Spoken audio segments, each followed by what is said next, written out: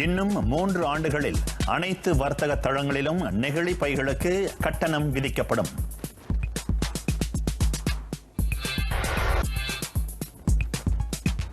தீபச்சுடர் நன்மைகளை ஒளிரச் செய்யும் நம்பிக்கையுடன் தீபாவளியை வரவேற்க காத்திருக்கின்றனர் இந்துக்கள்.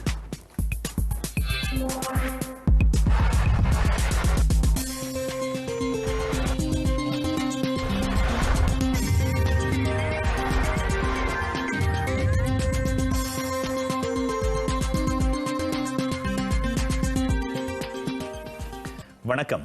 ஆர்டிஎம் தமிழ் செய்தியுடன் நான் ஜெயமுருகன் சந்திரன். இதுவரை நிரந்தர வர்த்தக தளங்களில் மட்டுமே வசூலிக்கப்படும் நெகிழி பைகளுக்கான கட்டணம் அனைத்து வர்த்தக தளங்களுக்கும் விரிவுபடுத்தப்பட உள்ளது.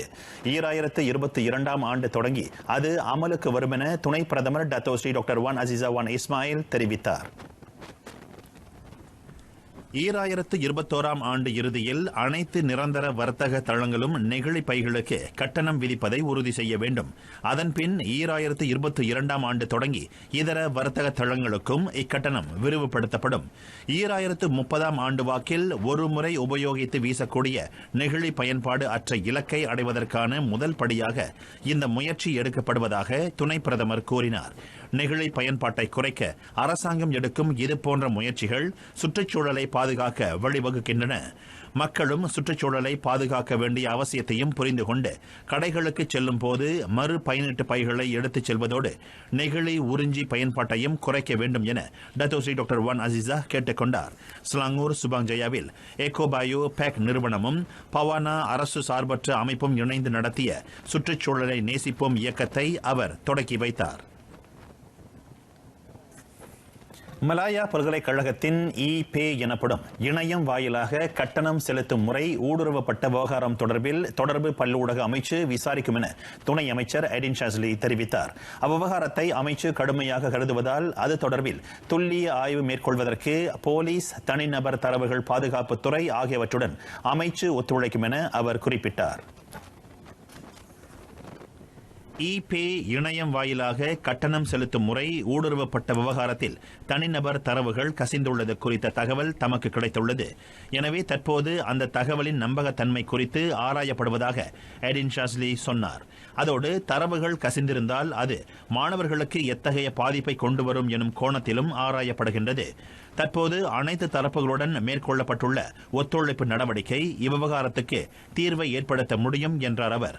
நிகிரிஸ் பிலான் கொலப்பிலாவில் மக்களுக்கு தீபாவளிக்கான உதவிப் பொருட்களை வழங்கிய பின்னர் எடின் ஷாஸ்லி செய்தியாளர்களிடம் பேசினார். அடுத்த ஆண்டு பக்கா B40 சுகாதார திட்டத்தின் வாயிலாக 12 லட்சம் பேர் பயனடைவார்கள் என சுகாதார அமைச்சு எதிர்பார்க்கிறது. அத்திட்டத்தின் சலுகையை பெற தகுதி பெற்றவர்களின் வயது வரம்பு 50லிருந்து 40ஆக குறைக்கப்பட்டுள்ளதால் அதிகமானோர் நன்மை அடைவார்கள் என சுகாதார அமைச்சர் டத்தோஸ்ரீ டாக்டர் ஜுல்கிஃப்லி அஹ்மத் தெரிவித்தார். குறைந்த வருமானம் பெறுவோருக்கான பக்கா B40 திட்டத்தின் கீழ் இதுவரை 50 வயதுக்கு மேற்பட்ட 1,30,000க்கும் அதிகமானோர் இலவச சுகாதார பரிசோதனையை மேற்கொண்டு நன்மை அடைந்துள்ளனர். நாட்டில் அதிக மரணத்தை ஏற்படுத்தும் தொற்றா நோய்களின் அறிகுறிகளை ஆரம்ப காலகட்டத்திலேயே கண்டறிந்து கொள்வதற்காக இந்த பக்கா B40 சுகாதார திட்டம் செயல்படுத்தப்பட்டுள்ளது. மருத்துவ பரிசோதனைக்கு போதுமான பண வசதி இல்லாதவர்கள் இந்த திட்டத்தில் சேர்ந்து பயனடையுமாறு டத்தோஸ்ரீ டாக்டர் ஜுல்கிஃப்லி கேட்டுக் கொண்டார். ஜோஹர் பொன்தியான் மாவட்ட அளவில் நடைபெற்ற கம்பொங்கு செஹாட் நிகழ்ச்சியை அமைச்சர் தொடங்கி வைத்தார்.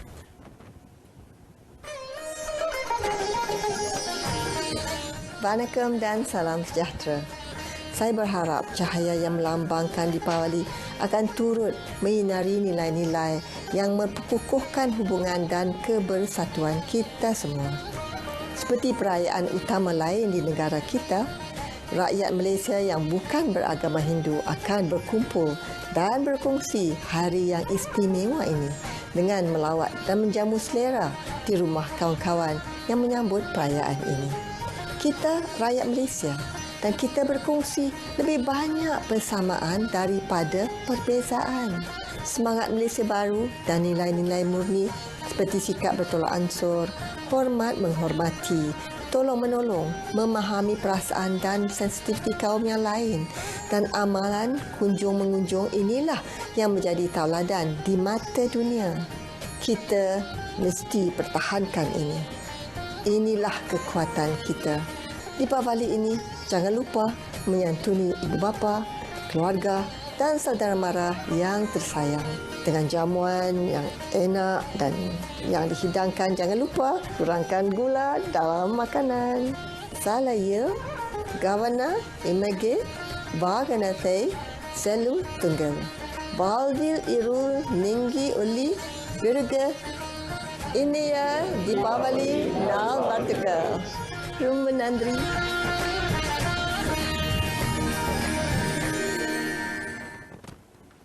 தீபாவளி கொண்டாட்டத்திற்கு இன்னும் சில மணி நேரங்களே எஞ்சியிருக்கும் இவ்வேளையில் தலைநகர் பிரிக்ஃபீல்ட்ஸ் லிட்டில் இந்தியாவில் இறுதிக்கட்ட விற்பனைகள் உச்சக்கட்டத்தை அடைந்திருக்கின்றன.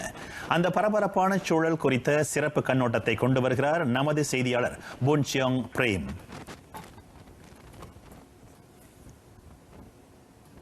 விடிந்தால் தீபாவளி என்பதால் குறைந்த விலையில் பொருட்களை வாங்க வேண்டும் என்று மக்கள் இங்கு வந்த வண்ணம் உள்ளனர். வியாபாரிகளோ பண்டிகைக்கான பொருட்களை விற்று முடித்துவிட வேண்டும் என்று உள்ளனர். இந்த பரபரப்பு தீபாவளி கொண்டாட்டத்திற்கு மேலும் விறுவிறுப்பை கூட்டியிருக்கிறது. என்னதான் பண்டிகைக்கு வேண்டிய பொருட்களை முன்கூட்டியே வாங்கி வைத்திருந்தாலும் இறுதி நேரத்தில் ஏதாவது பொருளை வாங்க வேண்டிய தேவை இருக்கவே செய்கிறது. இதனால் பிரிக்ஃபீல்ட்ஸ் லிட்டில் இந்தியாவில் உள்ள கடைகளில் மக்கள் கூட்டம் அலைமோதுகிறது. இறுதி நேரத்தில் பொருட்களை மலிவாக வாங்க முடிகிறது. அதோடு தீபாவளி விற்பனை களை கட்டியுள்ள இங்கு பண்டிகை குதூகலத்தை அதிகமாகவே உணர முடிகிறது என்றனர் பொருட்களை வாங்கிக் கொண்டிருந்தவர்களில் சிலர். லீவுனால நாங்கள் இன்றைக்கி ஷாப்பிங் லாஸ்ட் மினிட் செஞ்சுக்கிட்டு இருக்கோம். ஏன்னா வேலை செய்கிறனால நம்மளுக்கு ஓய்வு இன்னைக்கு கிடச்சிச்சு. இன்றைக்கி அதனால் நம்ம இன்றைக்கி ஷாப்பிங் வந்திருக்கோம். ரொம்ப நாள் தாங்காத ஜாமாவை இன்றைக்கி வாங்குகிறேன். பூ பழங்கள் இதெல்லாம் இன்றைக்கி வாங்குகிறேன். ஒரே டைமில் ஷாப்பிங் பண்ணுறதுக்கு வராது. ஸோ இன்றைக்கி தான் எல்லாம் லீவ் ஸ்டார்ட் பண்ணியிருக்காங்க. ஸோ எல்லாம் ஃபேமிலியாக ஒன்றா ஷாப்பிங் பண்ணுறோம். இன்றைக்கி ஒரு வாரத்துக்கு முன்னுக்கு இல்லை ஒரு நாள் 2 நாள் முன்னுக்கு வாங்கினா தான் அதோட அந்த களை கட்டும். அந்த பரபரப்போடு வாங்கிட்டு இருந்தால் தான் அதோட மகிழ்ச்சியும் அந்த இன்பமும் இருக்கும். அந்த ஒரு மாதம் முன்னுக்கே நம்ம வாங்கிட்டோமா அதில் எந்த இது இருக்காது, நார்மலாக இருக்கும். மக்களின் பேச்சுக்குரல், பாடல்கள், வாகன சத்தம் என கடந்த 2 வாரங்களாக பிரிக்ஃபீல்ட்ஸில் இருக்கும் இந்த பரபரப்பு இன்று நள்ளிரவையும் தாண்டி நீடிக்கும். அதுவரையில் இங்கு மக்கள் கூட்டம் ஓயாது.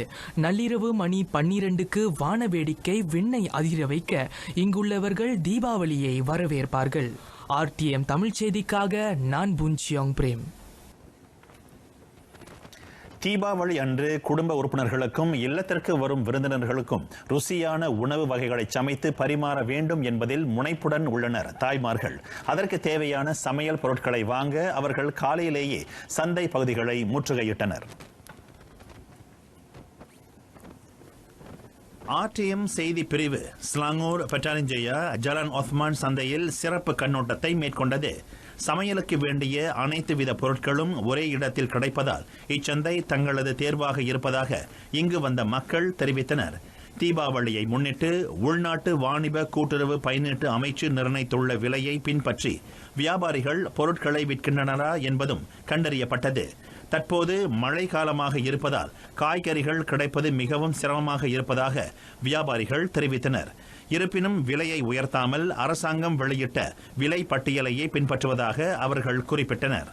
இந்தியர்கள் அதிகம் பயன்படுத்தும் தக்காளி, வெண்டைக்காய், தேங்காய் துருவல், காய்ந்த மிளகாய், வெங்காயம், இறக்குமதி செய்யப்பட்ட உருளைக்கிழங்கு ஆகியவை கட்டுப்படுத்தப்பட்ட விலையிலேயே விற்கப்படுகின்றன. நகைகள் உட்பட பல்வேறு அணிகலன்களை அணிவது நமது இந்திய பாரம்பரியத்தில் மிக முக்கியம் வாய்ந்ததாகும். அவற்றை வெறும் அலங்கார பொருட்களாக மட்டும் அணிய நமது முன்னோர்கள் வலியுறுத்தவில்லை, மாறாக நன்மைகளை கொண்டு வருவதையும் உணர்த்தியுள்ளனர். அதனால் தீபாவளி போன்ற முக்கிய பண்டிகை காலத்தின் போது பெண்கள் மத்தியில் அணிகலன்களுக்கான வரவேற்பு சற்று கூடுதலாகவே இருக்கிறது. நமது கலாச்சாரத்தில் நெத்தி சுட்டி, சங்கிலி, வளையல், கொலுசு என பெண்களுக்கான தலை முதல் கால் வரைக்குமான அணிகலன்களுக்கு பஞ்சமில்லை. ஆரம்ப காலத்தில் தங்கம், வெள்ளியிலான அணிகலன்களை மட்டுமே அணிந்து வந்தவர்கள் தற்போது கால மாற்றத்திற்கு ஏற்ப தாங்கள் அணியும் ஆடைகளுக்கு பொருத்தமான நவீன அணிகலன்களை அணிவதை விரும்புகின்றனர். பண்டிகை காலங்களில் பெண்களின் விருப்பத்திற்கும் ரசனைக்கும் ஏற்றவாறு பல வகையான வடிவங்கள், வர்ணங்களிலான அணிகலன்கள் விற்கப்படுகின்றன. அக்காலத்திலும் இக்காலத்திலும் விற்கப்படும் அணிகலன்களில் வித்தியாசம் இருந்தாலும் அவற்றை அணியும் மரபை மறக்காமல் இன்றளவும் பின்பற்றி வருகின்றனர் இந்திய பெண்கள். வாரம் இருமுறையாவது எண்ணெய் தேய்த்து குளிக்கும் வழக்கம் 1000 ஆண்டுகளுக்கு முன்பிருந்தே தமிழர்கள் வாழ்வியலில் இடம்பெற்ற ஒன்றாகும். தீபாவளி பண்டிகையின் முக்கிய அம்சமே இந்த எண்ணெய் குளியல்தான். கங்கை நதியில் குளிப்பதற்கு இணையானதாக கருதப்படும் எண்ணெய் குளியல் குறித்த தகவலுடன் கண்மணி பத்துமலை.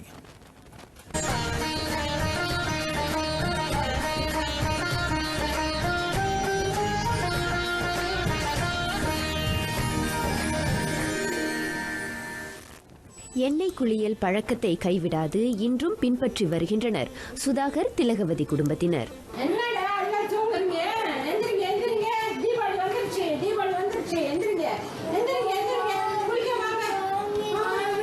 அதிகாலையிலேயே இன்னும் 5 நிமிடங்கள் கூடுதலாக தூங்க வேண்டும் என்ற லக்ஷ்மண் சத்ருகனின் செல்ல வேண்டுகோளை அன்புடன் மறுத்து அவர்களுக்கு எண்ணெய் தேய்த்து குளிப்பாட்ட முற்படும் பாட்டிகள் இருவரின் முயற்சியும் வீண் போகவில்லை. பாரம்பரியத்தை கைவிட்டு விடாமல் சிறுவர்களுக்கென சிறப்பாக தயார் செய்த நல்லெண்ணெயை உச்சந்தலை, கண்கள் என தேய்த்து பின் உடலிலும் தேய்த்தனர். எண்ணெயை கண்களில் விட்டதால் லேசான கண்ணெரிச்சலும் சிறுவர்களுக்கு இருக்கவே செய்தது.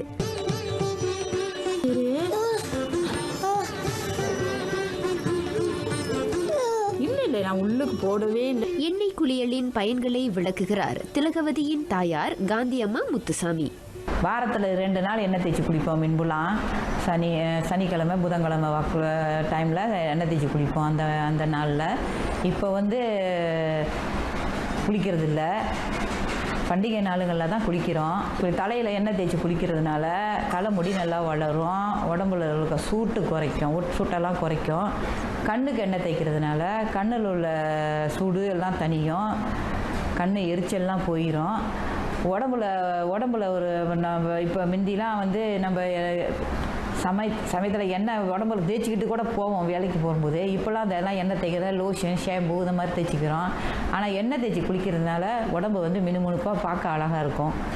எண்ணெய் பெறின் வெந்நீரில் குளிப்போம் என்ற சித்தர்களின் வாக்குக்கேற்ப எண்ணெய் தேய்த்து முடித்த சிறார்களுக்கு சீயக்காயை தேய்த்து வெந்நீரில் குளிக்க வைத்தனர் பாட்டிமார்கள் இருவரும். சீவக்காய் ஏன் தலைக்கு தேய்ச்சி குளிக்கிறோம்னு சொன்னால் அதில் உள்ள எண்ணெய் பசை நம்ம எண்ணெய் தேய்ச்ச பிறகு சீவக்காய் போட்டு தேய்ச்சோம்னா வளவளப்பு இருக்காது. நல்லா சுத்தமாக முடியெல்லாம் நல்லா சுத்தமாக க்ளீனாக நல்லா வந்துடும். உடம்புலலாம் தேய்ச்சி குளித்தோம்னா உடம்புல இருக்கிற அந்த கிருமியெல்லாம் போய் உடம்புல உள்ள தோல்லாம் நல்லா வறட்சி இல்லாமல் நல்லா அழகாக இருக்கும் பார்க்குறதுக்கு.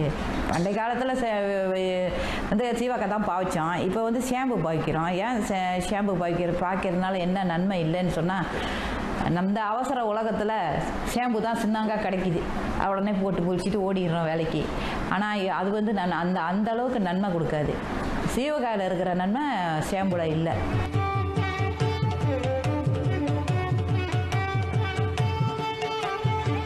எண்ணெய் தேய்த்து குளித்த சிறுவர்கள் புத்துணர்ச்சியுடன் சோம்பலை நீக்கி கூடுதல் பரவசத்துடனே காணப்பட்டனர்.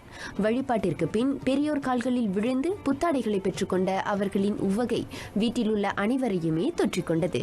செல்ல முத்தங்களை பெற்றுக்கொண்டு மகிழ்வோடு அவர்கள் தீபாவளி கொண்டாட தயாராகிவிட்டனர்.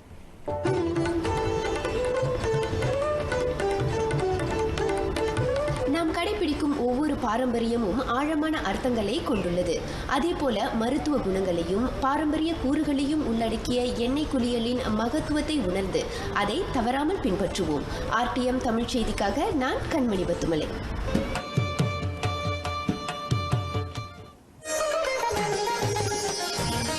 Salam sejahtera, saya Gobin Singdio, Ahli Parlimen Puchong, Menteri Komunikasi dan Multimedia Malaysia. Saya ingin mengambil kesempatan ini untuk mengucapkan kepada semua yang merayakannya di Malaysia, selamat Hari Deepawali. Deepawali non-vertical.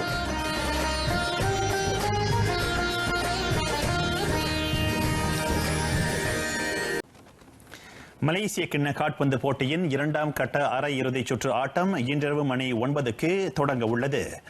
Shah ஆலம் அரங்கில் நடைபெறும் ஆட்டத்தில் Johor, Selangor அணிகள் களமிறங்குகின்றன. தமது அணி இறுதி ஆட்டத்துக்கு முன்னேறி தமது தீபாவளி கொண்டாட்டத்திற்கு இரட்டிப்பு மகிழ்ச்சியை தரும் ஓர் அர்த்தமுள்ள பரிசை வழங்க வேண்டும் என ஸ்லாங்கூர் அணியின் பயிற்றுனர் பி சத்யநாதன் விருப்பம் தெரிவித்தார். அந்த வெற்றி ஸ்லாங்கூர் அணி ரசிகர்களுக்கும் மகிழ்ச்சியை ஏற்படுத்தும் என அவர் கூறினார். இதற்கு முன்னர் இம்மாதம் 19ஆம் தேதி நடைபெற்ற ஆட்டத்தில் ஸ்லாங்கூர் அணி 1-2 எனும் கோல் எண்ணிக்கையில் ஜேடிடி அணியிடம் தோல்வி கண்டது.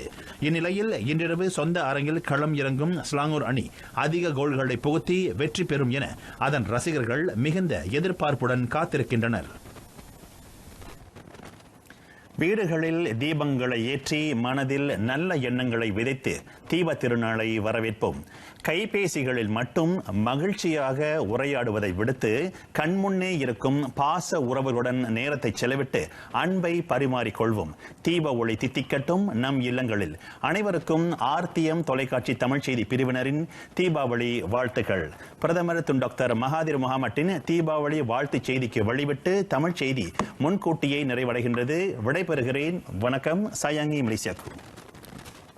என் இதயம் கணித தீபாவளி நல்வாழ்த்துக்கள். மலேசியாவில் உள்ள அனைவருக்கும் எனது அன்பான தீபாவளி வாழ்த்துக்களும் சொல்லிக்கிறேன். எல்லோரும் சந்தோஷமாக கொண்டாட வாழ்த்துக்கிறோம். எல்லாருக்கும் இனிய தீபாவளி வாழ்த்துக்கள். தீபாவளி நல்வாழ்த்துக்கள். Happy Diwali to all Indians and all people. இனிய தீபாவளி நல்வாழ்த்துக்கள். Happy Deepavali. Happy Deepavali. எல்லோருக்கும் இனிய தீபாவளி வாழ்த்துக்கள்.